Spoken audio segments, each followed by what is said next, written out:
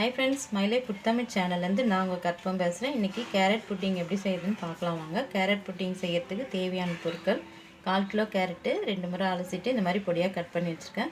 2 ஏலக்காய், 1 ஸ்பூன் நெய், 3 ஸ்பூன் சர்க்கரை, 3 ஸ்பூன் கார்ன்ஃப்ளவர் மாவு. இப்போ எப்படி செய்யறதுன்னு பார்க்கலாம் வாங்க. கேரட் அரைச்சி ஜூஸ் எடுத்துட்டு வரணும். கேரட் எல்லாம் போட்டுக்கலாம். இந்த ஏலக்காவையும் இதிலே போட்டுக்கலாம். இதுக்கு 1 கப் தண்ணி ஊற்றி நான் அரைச்சிட்டு வந்துடுறேன். இப்போ அரைச்சிட்டு வந்தாச்சு. இதை ஜூஸ் பிழிஞ்சு எடுத்துக்கலாம். இப்போ ஸ்டவ் ஆன் பண்ணி பேன் வச்சுக்கலாம்.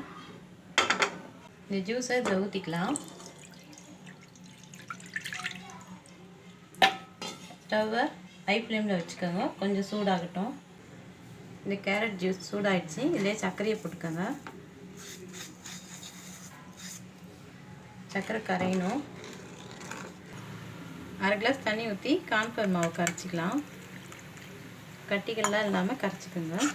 ஸ்டவ்வை மீடியம் ஃப்ளேமில் வச்சுட்டு இந்த கரைச்சி வச்ச கார்ன்ஃப்ளவரை ஊற்றிக்கலாம். இது மாதிரி கைவிடாமல் கலரி விட்டுக்கோங்க. கார்ன்ஃப்ளவர்னாலும் சீக்கிரமாக கட்டிடும், அதனால நம்ம கைவிடாமல் இந்த மாதிரி கலரிட்டே இருங்க. இந்த பதம் வந்ததும் கொஞ்சம் நெய் ஊற்றிக்கலாம். இன்னும் ஒரு நிமிஷம் இருக்கட்டும், கலரி விட்டுட்டே இருங்க. இந்த பதம் வந்ததும் ஸ்டவ் ஆஃப் பண்ணிடலாம். நான் ஒரு பாத்திரத்தில் நெய் தடவி வச்சுருக்கேன், அதில் ஊற்றிக்கலாம்.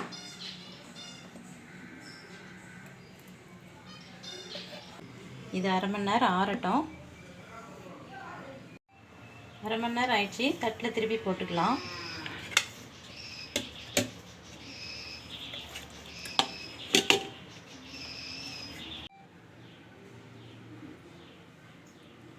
சுவையான கேரட் புட்டிங் ரெடி ஆயிடுச்சு. நீங்களும் ட்ரை பண்ணி பாருங்கள். வீடியோ பிடிச்சிருந்தால் லைக் பண்ணுங்கள், ஷேர் பண்ணுங்கள், கமெண்ட் பண்ணுங்கள். நம்ம சேனலை சப்ஸ்கிரைப் பண்ணுங்கள்.